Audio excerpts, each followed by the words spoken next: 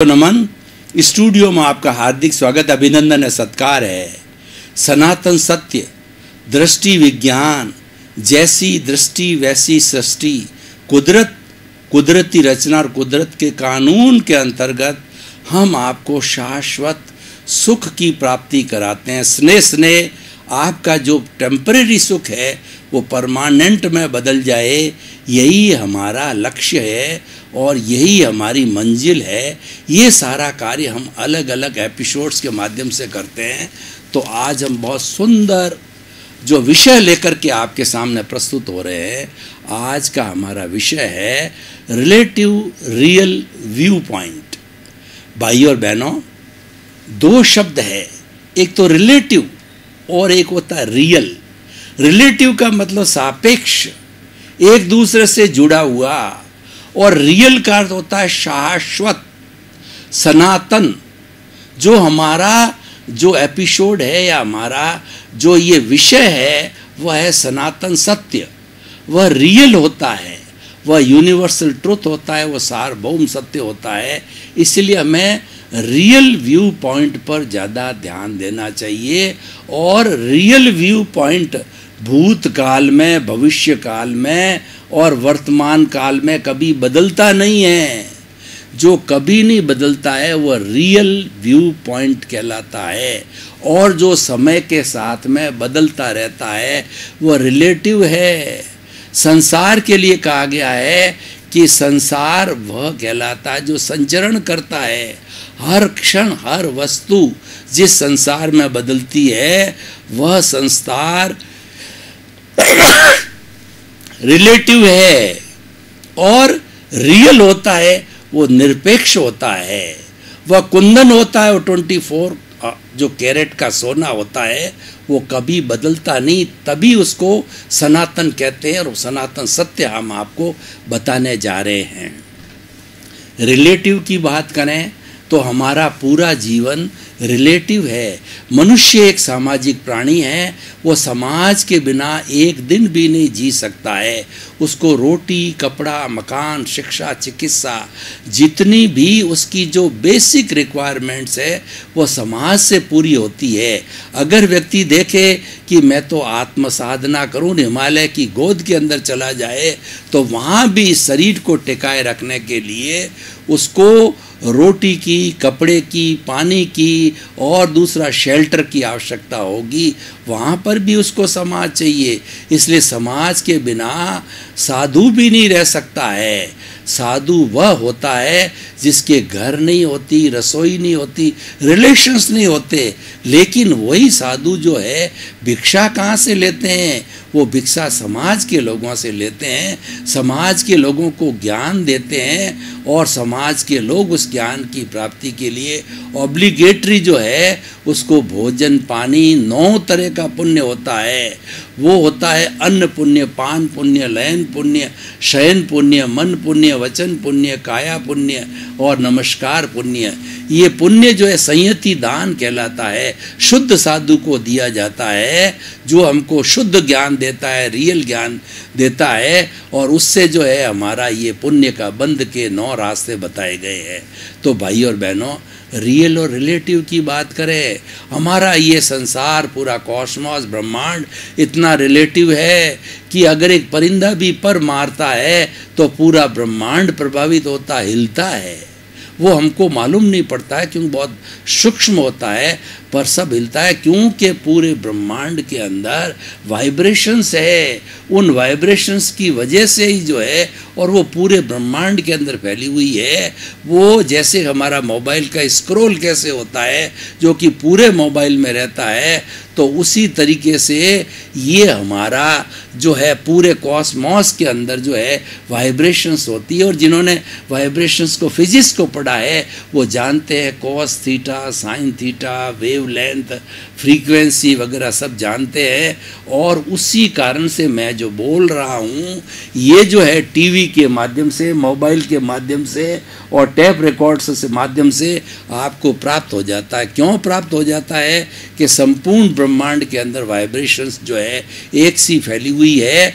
भगवान महावीर 2500 साल पहले हुए थे, तो भगवान महावीर के जो प्रवचन हैं, जो उनकी जिन वाणी है, वो पकड़ ली गई है, यानी उसको कैच कर लिया गया है। और क्योंकि वो जो भगवान ने जो बोले थे, वो परमाणु जो है इस ब्रह्मांड में सुरक्षित है। इस ब्रह्मांड के अंदर कोई भी एनर्जी का वेस्टेज नहीं होता है, वो सुरक्षित होती है। मात्र उसका कन्वर्शन होता है कि ठोस द्रव में बदलता है, द्रव गैस में बदलता है, और गैस जो वाइब्रेशंस के अंदर बदल जाती है। तो भाई और बहनों, ये सारा रिलेटिव का जगत है। और रिलेटिव के जगत से जो है दो बड़े बड़े सूत्र हमको मिले, परस्परोपग्रो जीवानाम, यानी परस्पर जो है एक दूसरा सहयोग करो अगर जीना है। कोई व्यक्ति निरपेक्ष रूप से बात करे कि मुझे तो मेरे परिवार की क्या आवश्यकता है, और कई लोग कहते हैं कि समाज तो मेरी जेब में है, तो वो गलत बोल रहा है, क्योंकि वो समाज का छोटा से छोटा घटक है, इकाई है, और समाज महान होता है, व्यक्ति उसकी इकाई है। अनुशासनहीनता है अगर कोई बोलता है हम समाज की इकाई है, हम समाज से छोटे हैं, समाज बड़ा है, तो समाज को इग्नोर करके हम नहीं जी सकते हैं। समाज हमको पहचान देता है, समाज हमको पद देता है, प्रतिष्ठा देता है, सुख देता है, शांति देता है। तो भाई और बहनों, अब हम रियल और रिलेटिव व्यू पॉइंट है वो आत्मदृष्टि से, सनातन सत्य की दृष्टि से देखते हैं। हमने जो है ये व्यवहार जगत की बहुत बात आपको बताई कि सब चीज़ रिलेटिव है। जियो और जीने दो, मैं भी जीऊँ, मेरा पड़ोसी जिए, संसार का हर एक व्यक्ति जिए। क्योंकि जिस किसी भी प्राणी ने, छोटा से छोटा प्राणी जो 84 लाख जीवा योनि है, उसका छोटा से छोटा प्राणी वायरस है जिसने जन्म लिया है, वह भी जीना चाहता। कोरोना जैसा वायरस भी जी रहा है, और किस तरीके से उसने आक्रमण किया है कि सारी दुनिया को हिला दिया है। दुनिया के 210 देश, किसी थोड़े बहुत, सभी जो है उससे प्रभावित है। एक छोटा सा ऐसा वायरस जो दिखाई नहीं देता आँखों से, और जो है वो लेबोरेटरी पे बड़ी मुश्किल से देखा जाता है, परीक्षण किया जाता है, उसने पूरी जो है मानव जाति को हिला के रख दिया, और वो महामारी के रूप में फैल गया। तो ये सारा जो रिलेटिव व्यू पॉइंट से होता है, और वो होता क्यों है कि हम जियो और जीने दो, परस्परोपग्रो जीवानाम के सिद्धांत को भूल गए। प्रकृति कहती है कि ये सिद्धांत मेरे दिए हुए हैं, इस पर विश्वास करो और मेरे नियमों का पालन करो। हमने नियमों का उल्लंघन करना छोड़ दिया। हम कहने लगे कि पृथ्वी तो मेरी जेब के अंदर है, मैं पृथ्वी का राजा हूँ। तो पृथ्वी जो है हमें पनिशमेंट के रूप में दी, और उन्होंने दिखा भी दिया है। अभी जितना लॉकडाउन का समय 3-4 महीने का चला है, प्रकृति ने मनुष्य को तो घर में कैद कर दिया कि लॉकडाउन हो गया, वो घर के बाहर ही नहीं जा सकता। और उसके साथ साथ प्रकृति ने ये दिखा दिया है कि वो देख ले, जालंधर से हिमालय पर्वत दिखा, और देता है अरबों रुपए खर्च करके ये गंगा की सफाई की है मैंने 4 महीने में। तुम लोग जितना दूषित करते हो, दूषण बंद हो गया। प्रदूषण तो प्रदूषण, क्योंकि तुम घरों में बंद हो, प्रदूषण बंद होने के कारण में गंगा, जमुना, सरस्वती तीनों नदियाँ साफ हो गई। और आप जो दिल्ली जैसे बड़े बड़े महानगर, जहाँ पर कितनी कार्बन डाइऑक्साइड के कारण सांस लेना दुर्लभ हो गया था, वहाँ ऑक्सीजन की मात्रा बढ़ गई। उन्होंने दोनों रूप दिखा दिए कि मैं तुम्हें घर में भी कैद कर सकती हूँ, और मेरे जो पृथ्वी, जल, अग्नि, वायु, आकाश 5 घटक है, जिनसे मैं तुम्हारे का जन्म देती हूँ और तुम्हारा पालन पोषण करती हूँ, और जिनको कि तू अशुद्ध कर रहा है, तू उसी का उपयोग कर रहा है, जिस थाली के अंदर खा रहा है उसी में ही छेद कर रहा है। तेरे भरण पोषण के जो 5 जो मुख्य अंग है, उन्हीं को ही दूषित कर रहा है। तो ये हमारा प्रकृति माँ का जो है हमारा पनिशमेंट हमको मिला है। तो भाई और बहनों, अब आत्मा के व्यू पॉइंट से हम रिलेटिव और रियल व्यू पॉइंट का मतलब होता है चिंतन, दृष्टिकोण। कि रिलेटिव दृष्टिकोण क्या है कि ये जो मुझे जो शरीर है वो रिलेटिव है, क्योंकि मैं बोलता हूँ, मन वचन काया की समस्त क्रिया है वो शरीर के माध्यम से होती है। और ये मन वचन काया रूपी शरीर मुझे जो मिला है वो पिछले जन्म के कर्मों के भुगतान के लिए मिला हुआ है। ये प्योरली जो हमारा पिछले जन्म का भुगतान लेना देना है उसको चुकारा करने के लिए मिला है, बाकी इसका कोई रोल नहीं है। तो रिलेटिव व्यू पॉइंट से मैं सोहन राज हूँ और हार्ड मास का पुतला हूँ और देहधारी, नामधारी और पैकिंग रूप में हूँ। ये मुख्य बात हमको ध्यान में रखनी है कि किसी भी जीवित प्राणी को, पेड़ को, पौधे को और एकेंद्रिय, बेंद्रिय, त्रेंद्रिय, चतुरेंद्रिय, पंचेंद्रिय, नरक गति, तिरंज गति, मनुष्य गति, देव गति, जो किसी को हम देखें तो रियल व्यू पॉइंट से हर एक का अपना अपना शरीर होता है। एकेंद्रिय का भी शरीर होता है, जैसे कि हमारा पेड़ एकेंद्रिय है, उसके छाल होती है, तो पौधा है उसके जो है वो पेड़ होते, पत्ते होते हैं वगैरह है, उसकी छालें होती है, तो ये उसकी स्पर्श इंद्रिय है। पर वो जीवित प्राणी है तो उसको हमें नामधारी मतलब वो पेड़ है, और पैकिंग का मतलब हम उस जो छाल को निकाल देते हैं तो उसके भीतर से जो है उसकी चीज़ें निकालती, हमारे शरीर से चमड़ी को हटा दिया जाता है तो भीतर से जो सप्त धातु है वो दिखाई देती है, ब्लड है, उसके बाद के अंदर मांस है, मेद है, और जो है वो अस्थि मज्जा है, वीर्य है, वो सारे जो है पैकिंग हटाने के बाद दिखाई देते हैं। तो नामधारी मतलब हर एक का अपना अपना नाम होता है। पेड़ कैटेगरी होगी, मनुष्य जो है मनुष्य गति उसकी कैटेगरी होगी, तिर्यंच पशु पक्षी हो गया, और वर्गीकरण करें तो नाम से मैं सोहन राज हूँ, नामधारी, देहधारी ये मेरा शरीर है। शरीर जो है वो 5 तरह के शरीर होते हैं। पहला तो होता है औदारिक शरीर जो मनुष्य का होता है, पेड़ पौधों का होता है, यानी तिर्यंच गति और मनुष्य गति वाले जो होते हैं उसके औदारिक शरीर होता है। और वो पशु पंचेंद्रिय वालों के औदारिक शरीर होता है, और वैक्रिय शरीर होता है वो नरक गति और देव गति के होता है। और औदारिक वैक्रिय आहारक शरीर होता है। एक बहुत बड़ा ज्ञानी कोई शिष्य होता है, एक हाथ का पुतला बना करके वो अपनी रिद्धि सिद्धि से युक्त करके अपने गुरु के पास में जो है टेलीपैथी के माध्यम से भेज करके, और जो प्रश्न का उत्तर उसको नहीं आता मंगवा देता है। ये सारा कार्य एक पलक झपते ही हो जाता है। ये वैक्रिय शरीर ये जो है रिद्धि सिद्धि युक्त शरीर होता है, एक हाथ का पुतला होता है, और जो ज्ञानी पुरुष ही छोड़ सकता है। सामान्य व्यक्ति के जो है वो वैक्रिय जो है वो अपने औदारिक वैक्रिय और आहारक शरीर नहीं होता है।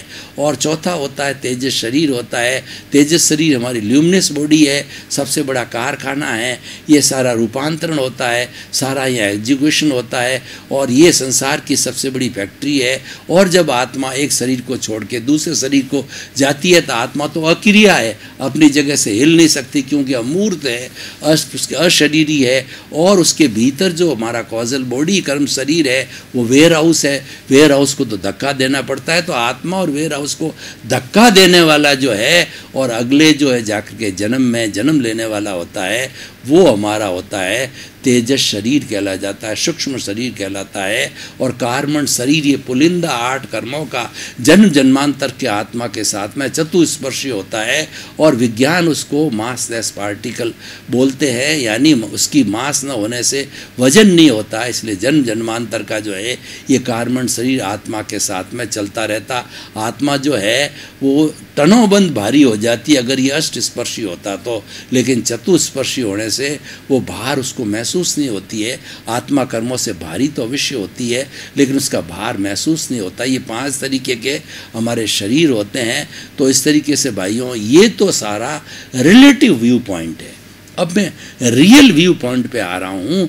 रियल व्यू पॉइंट क्या है कि ये 84 लाख जीवा योनि के जीवित प्राणी हैं, वो हर एक के अंदर विशुद्ध आत्मा है।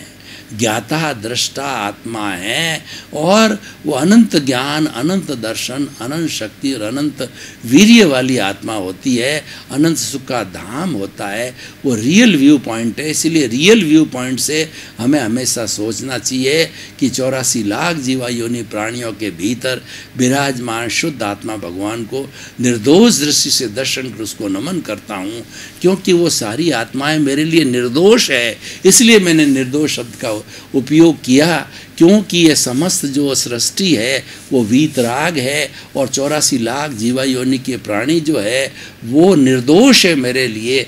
दोष मात्र जो है मेरे कार्मण शरीर है, वही दोषों का पुलिंदा है, वही कर्मों का पुलिंदा है। उसको मुझे देखना है, उसको मुझे सफाई करनी है। वो कर्म रज है, वो पुण्य पाप है, वो गंदगी है, वो धोना है। यानी निज दोष दर्शन से जगत को निर्दोष मानना है।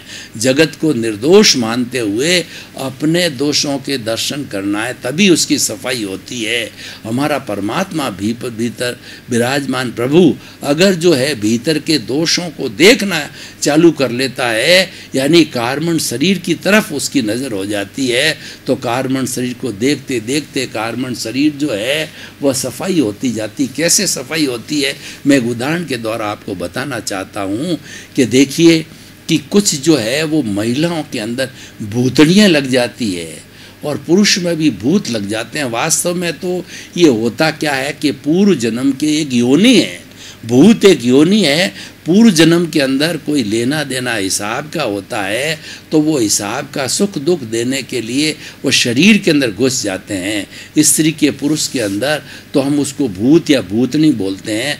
तो अब क्या होता है कि उसके निकलने का, उसके भोग का समय पूरा हो जाता है, तब क्या है कोई झाड़ागर मिल जाता हमें, जो अच्छा झाड़ागर जानकार जो है वो झाड़ागर मिल जाता है। झाड़ागर को हम बुलाते हैं तो झाड़ागर पहचान जाता है और वो भीतर बैठा हुआ जो भूत है उसकी चोटी को पकड़ता है, चोटी को पकड़ के जोर से खिलाता है, तो समझ जाता है, भीतर बैठा हुआ भूत समझ जाता है कि ये मेरी चोटी पकड़ ली, मुझे इजारे मेरा गला घोंट देंगे। तब वो कहता है बाप जी जाऊं जाऊं जाऊं। वो 3 बार 4 बार 5 बार चोटी को कसता है तो उसके गले के अंदर जो है वो गांठ लगती है और वो डरने लगता है और फिर आखिर वो भाग के चला जाता है। ठीक उसी तरह से ये जो हमारे भीतर जितने भी दोष है, जन्म जन्मांतर में हमने राग द्वेष जो है ये 18 तरह के जो हमारे पाप है उनको दोषों को इकट्ठा किया हुआ है, तो प्रभु का स्मरण करते हैं।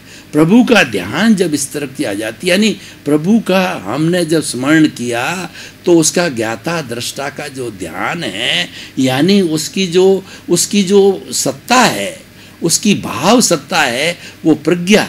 आत्मा तो कुछ भी नहीं करती, आत्मा अक्रिया है, लेकिन जो ही व्यक्ति जो है वह ज्ञान के माध्यम से सेल्फ रियलाइजेशन करने लग जाता है, तो आत्मा की भाव सत्ता प्रज्ञा बाहर निकल के शरीर को कंट्रोल करती है, उसका संचालन करती है। और ये प्रज्ञा भी प्रतिष्ठित आत्मा से जुड़ी होती है। प्रतिष्ठित आत्मा का मतलब होता है वो पौद्गलिक होती है और वो राग द्वेष युक्त होती है। प्रतिष्ठित आत्मा का मतलब ये है कि पिछले जन्म ने हमने जैसी आत्मा की वैसा जो हमें पौद्गलिक जो है ये प्रतिष्ठित आत्मा मिल गया। मैं मूल आत्मा की बात नहीं कर रहा हूँ, मूल आत्मा तो अमूर्त है, वो ज्ञाता है, वो दृष्टा है। प्रतिष्ठित आत्मा जो है वह प्रतिष्ठित आत्मा के माध्यम से प्रज्ञा काम कराती है, क्योंकि सारा जो कुछ हमारे मन वचन काया से कुछ भी प्रवृत्ति मात्र होती है, वो मन वचन काया से होती है और वो प्रतिष्ठित आत्मा से होती है। चाहे अशुभ हो, चाहे शुभ हो, चाहे शुद्ध की हो, तो वो सारा कराने वाली जो प्रज्ञा जो शुद्ध की भावना की है वो करवाती है। तुम तो खाली एक ही चिंतन कर कि मेरे भीतर जो प्रभु बैठा उसकी उपासना कर कि वो ज्ञाता है, दृष्टा है। यानी आप जो उस झाड़ागर को बुलाओ तो वो झाड़ागर को जो ही आपने याद किया वो झाड़ागर आकर के और इस जो भूत रूपी दोष है उनकी सफाई करना चालू हो जाता है। और जितना जितना आपका जो है प्रीति जागृति और उसके बाद के अंदर अनुभव बढ़ता जाएगा, इसकी सफाई होते होते ये हमारा कार्मण शरीर, कॉजल बॉडी, लिंग शरीर, ये हमारा कर्म शरीर है, वह ये सारा बॉन्डेज जो बॉडी है वो ये सारा साफ होकर के और जब ज़ीरो हो जाएगा तो ज़ीरो होने पर प्योरली जो पीछे बचेगा कुंदन बना हुआ 24 कैरेट का सोना जो है केवल शुद्ध आत्मा दिखेगी और वो मुक्ति में चली जाती है, क्योंकि उसका शरीर समाप्त हो गया है। मेरा शरीर से मतलब होता है सूक्ष्मतम शरीर, कॉजल बॉडी से वो समाप्त होते ही वह जो है नया शरीर धारण नहीं करती, और सिद्ध बुद्ध मुक्त होकर के सिद्ध शिला में परमात्मा रूप में जाकर के विराजमान हो जाती है। और वही सनातन सत्य है और वही ब्लिस है, वही शाश्वत सुख के हमको देना चाहते हैं। वो अल्टीमेट ट्रुथ है, वो रियलिटी है, और वह भूत भविष्य वर्तमान के अंदर हमेशा सार्वभौम सत्य रहता है, जिसकी कि हमने ये सारी चर्चा की। तो भाई और बहनों, इस एपिसोड को मैं आज ओपन टू द ऑडियंस करता हूँ। और ओपन टू द ऑडियंस का मतलब क्या, ऑडियंस इसके बारे में क्या चिंतन करती है, क्या विचार रखती है, उनकी क्या जिज्ञासा है, उनके क्या प्रश्न हैं, उनके क्या सुझाव है, तो हम उसके माध्यम से इस एपिसोड की रिलीवेंस, इस एपिसोड की सामाजिक उपयोगिता, वायबिलिटी वगैरह जांच करें। तो हम बताना चाहेंगे कि रियल और रिलेटिव ये दो व्यू पॉइंट हैं, ये दो दृष्टिकोण हैं। इन दोनों दृष्टिकोणों को अलग अलग रखो। रिलेटिव अलग है, रियल अलग है। रिलेटिव जड़ है और रियल है वो चेतन है। रियल जो है अजर अमर है और रिलेटिव है वो नाशवान है। जड़ होने के कारण वह जो पौद्गलिक है वो गलन मिलन धर्मा है, वो वर्णगंध रस स्पर्श वाला है। तो हमारा रियल का एक भी परमाणु रिलेटिव में नहीं है, रिलेटिव का एक भी परमाणु रियल के अंदर नहीं है। दोनों सेपरेट सेपरेट, इसी का नाम भेद विज्ञान है। दोनों के बीच में लाइन ऑफ डिमार्केशन बनाओ, ये अलग है वो अलग है।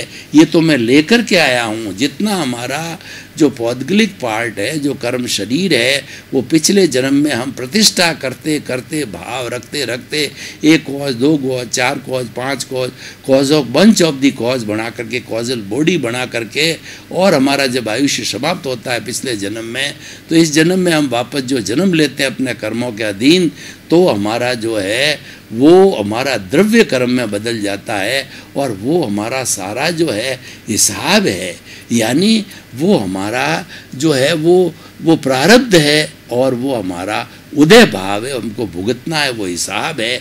उस हिसाब को क्लियर करना पड़ेगा। बैंक में आप अकाउंट खुलाते हो तो अकाउंट में आपको कर्जा दिया जाता है, तो डेबिट क्रेडिट जब आपको कर्ज दिया जाता है तो आपके नाम डेबिट कर देते हैं। फिर धीरे धीरे जब आप उसको चुकाते हो तो क्रेडिट हो जाता है, और ब्याज सहित जब वो जीरो हो जाता है तो आप साहूकार हो जाते हो, आप पे कोई कर्जा नहीं है। तो हमारा सारा कर्जा उतारना है। ये कर्जा कारमण शरीर है, जब ये उतर जाता है तो हम सिद्ध बुद्ध और मुक्त हो जाते हैं, रियल अवस्था में आ जाते हैं। रियल अवस्था ही सनातन सत्य है, और वो सनातन सत्य दृष्टि विज्ञान से मिलता है। दृष्टि विज्ञान क्या कहता है कि रियल और रिलेटिव को अलग अलग समझो। एक जड़ है, एक चेतन है, इसके नियम अलग है, इसके नियम अलग है। जड़ कभी चेतन नहीं हो सकता, चेतन कभी जड़ नहीं हो सकता। दोनों साथ साथ रहते हैं, दोनों इसी शरीर में रह रहे हैं। दोनों जो है वो जो इस शरीर में एक भुगतान है और एक पुरुषार्थ है। जब हमें ज्ञानी पुरुष जो मिलता है, प्रत्यक्ष ज्ञानी पुरुष जो है हमारे पे कृपा करके हमको ज्ञान दे देता है, तो ज्ञान देने के बाद में वो हमारा अनंतानुबंधी कषाय जो है वो दर्शन मोहनीय है, उसकी जो है जहर की थैली को निकाल के फेंक देता है। उससे हमारे नए कर्मों का बंध नहीं होता है। दूसरे जन्म में चार्ज होता है, लेकिन चार्ज होने के बाद पीछे जो हमारे मोहनीय कर्म जो बचा है वो अप्रत्याख्यानी, प्रत्याख्यानी और संजलन बहुत डाइल्यूट अवस्था के होते हैं। तो वो एक तरीके से डिस्चार्ज टाइप ही होते हैं। वो लाइव अहंकार नहीं होता है, वो मृत अहंकार होता है, मरा हुआ अहंकार होता है। तो मरे हुए अहंकार को भोगना कोई विशेष बात नहीं होती, नए कर्मों का बंध नहीं होता। एक टाइप से वो डिस्चार्ज टाइप होता है, और फिर वो धीरे धीरे बर्फ़ की शिला की तरह पिघलता जाता है, और कार्बन शरीर जीरो होकर के हम सिद्ध बुद्ध मुक्त हो जाते हैं। तो भाई और बहनों, ये रियल और रिलेटिव व्यू पॉइंट है, ये जीवन में हमेशा ध्यान रखना चाहिए। ये द्वैत है, और द्वैत के अंदर रहते रहते हमें अद्वैत होना है। यानी हमें व्यवहार को भी निभाना है और साथ साथ के अंदर हमने निश्चय को भी निभाना है। निश्चय है वो भीतरी जगत का कार्य है, व्यवहार है बाहर जगत का कार्य है। बाहर जगत के कार्य में हमारा ये पूरा परिवार है, लेना है देना है, पत्नी है, बाप है, बेटा है, और जो पुत्र है, पुत्र वधू है, वो सब कोई हिसाब, कोई सेवा देता है, कोई लेता है, वो उससे जुड़ा हुआ है, तो वो भी करना पड़ेगा। क्यों? हमारी लायबिलिटी है, वो कर्ज है, वो हमने क्रिएट किया हुआ, वो हमारा ही किया हुआ है। जब हमारा ही किया हुआ है, वो कर्जा हमारा लिया हुआ है, तो हमको ही चुकाना पड़ेगा। उसको चुकाने के लिए हमको संभाव की स्थिति के अंदर रहना पड़ेगा, हमको टॉलरेट करना पड़ेगा, और हमें ये मान के चलना पड़ेगा कि जो कुछ भी मेरे साथ में अच्छा या बुरा प्रवृत्ति आ रही है, वो मेरी ध्वनि पिछले जन्म में मैंने की थी, इस जन्म में वो प्रतिध्वनि, वो हिसाब के रूप में, वो कर्मों के रूप में मुझे मिली है, वो मुझे कर्ज के रूप में मिली है, वो मुझे चुकाना ही है। उसके चुकाने बिना मुक्ति नहीं है, उसके चुकाने बिना हम रियल व्यू पॉइंट में नहीं आ सकते हैं, रिलेटिव रहेंगे। रिलेटिव व्यू पॉइंट से तो हम जन्म जन्मांतर के अंदर बहुत सी योनियों के अंदर भटकते आए हैं, और कितने हमने लाखों करोड़ों जन्म कर लिए हैं, लेकिन मनुष्य जीवन ऐसा मिलता है जो समीक्षा का जीवन है। और मनुष्य जीवन मिलता भी इसीलिए है। अब आप समीक्षा करो कि आपकी कॉजल बॉडी कितनी है।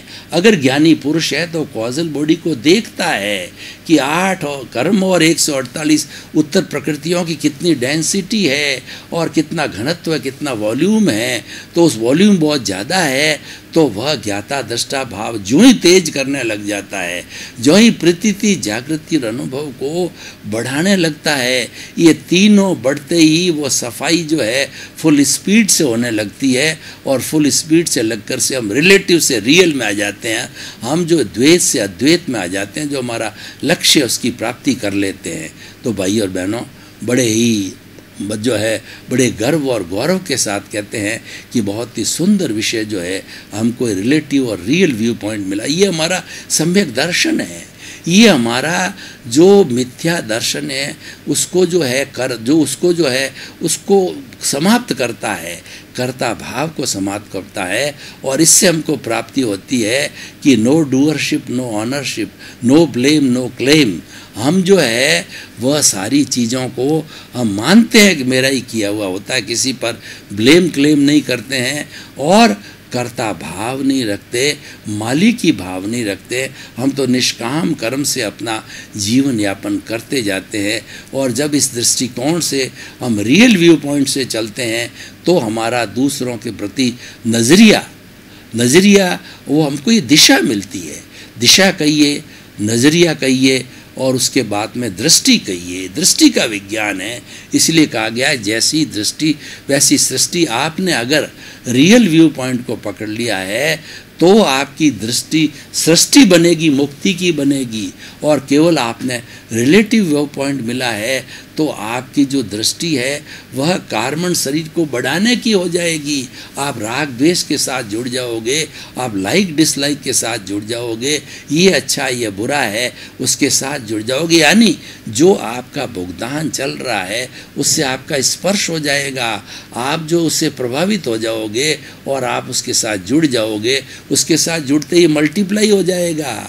और उसके साथ में आप नहीं जुड़े, उसकी उपेक्षा की, उसको मात्र जो ज्ञाता दृष्टा भाव से खाली देखा कि ये तो उदय भाव चल रहा है, नो रिएक्शन, और उसका नो एक्शन नो रिएक्शन है। हम जो है वो तटस्थ भाव के अंदर रहते हैं। हम जो है वो जो संभाव में रहते हैं तो प्रभाव नहीं डालता है, और प्रभाव न डालने से रियल व्यू पॉइंट फास्ट होता जाता है। और रियल व्यू पॉइंट जो है वो जब पराकाष्ठा पर आता है तो वो सनातन सत्य बन जाता है, यूनिवर्सल ट्रुथ बन जाता है। और उससे जो है हमको परमानेंट सुख की प्राप्ति धीरे धीरे जो है 1, 2, 5 जन्मों के अंदर प्रारंभ हो जाती है। तो भाई और बहनों, बहुत ही सुंदर टॉपिक है। आप जीवन के अंदर रियल और रिलेटिव व्यू पॉइंट को अच्छी तरह से जमा लें कि रिलेटिव क्या है और रियल क्या है, और दोनों को हम छोड़ नहीं सकते। दोनों एक सिक्के के पहलू हैं, वो एक दूसरे के पूरक है, एक दूसरे के कॉम्प्लीमेंट्री है। इसीलिए क्या दोनों को स्वीकार करना पड़ेगा। दोनों रियलिटी है तो दोनों जो, लेकिन रियलिटी अलग अलग तरह की है, दोनों का मिश्रण है। तो उस रियलिटी को पहचानो और आप धीरे धीरे अपना जो मेन जो टारगेट है उस टारगेट को साध्य की प्राप्ति करो। और साध्य की प्राप्ति है सेल्फ रियलाइजेशन करना, अपने आप को पहचानना, इस बात की अनुभूति करना कि मैं कौन हूँ।